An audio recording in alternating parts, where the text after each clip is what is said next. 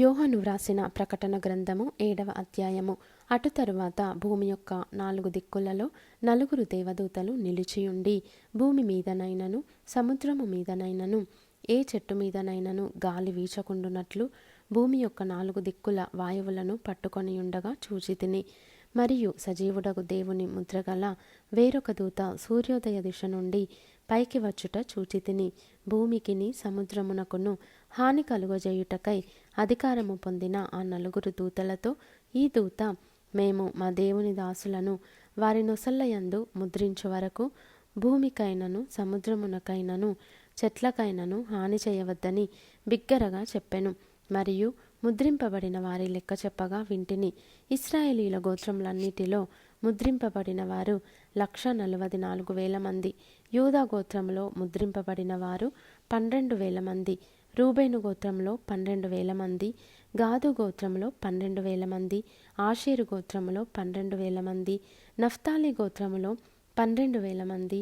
మనష్షే గోత్రములో 12,000 మంది. షిమ్యోను గోత్రంలో 12,000 మంది. లేవి గోత్రంలో 12,000 మంది. ఇశ్శాఖారు గోత్రంలో 12,000 మంది. జెబూలూను గోత్రంలో 12,000 మంది. యోసేపు గోత్రములో 12,000 మంది. బెన్యామీను గోత్రములో 12,000 మంది ముద్రింపబడిరి. అటు తర్వాత నేను చూడగా, ఇదిగో, ప్రతి జనములో నుండియు ప్రతి వంశములో నుండియు ప్రజలలో నుండియు ఆయా భాషలు మాటలాడు వారిలో నుండి వచ్చి ఎవడును లెక్కింపజాలని ఒక గొప్ప సమూహము కనబడెను.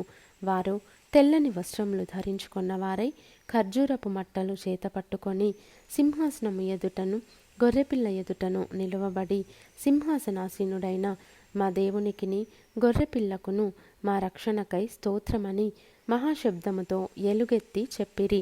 దేవదూతలందరూ సింహాసనము చుట్టూను పెద్దల చుట్టూను ఆ 4 జీవుల చుట్టూను నిలువబడి ఉండిరి.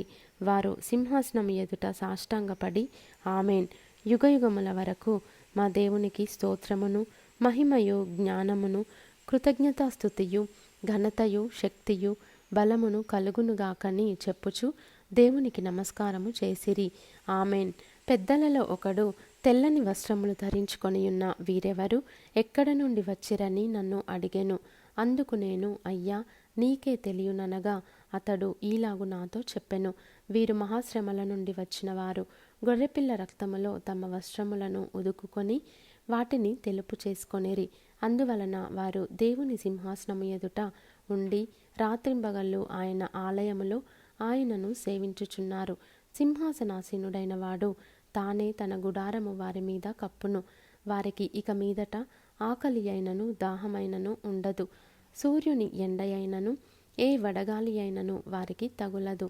ఏలయనగా సింహాసన మధ్యమందుండు గొర్రెపిల్ల వారికి కాపరి అయి జీవజలముల బుగ్గల యొద్దకు వారిని నడిపించును. దేవుడే వారి కన్నుల నుండి ప్రతి బాష్ప బిందువును తుడిచివేయును.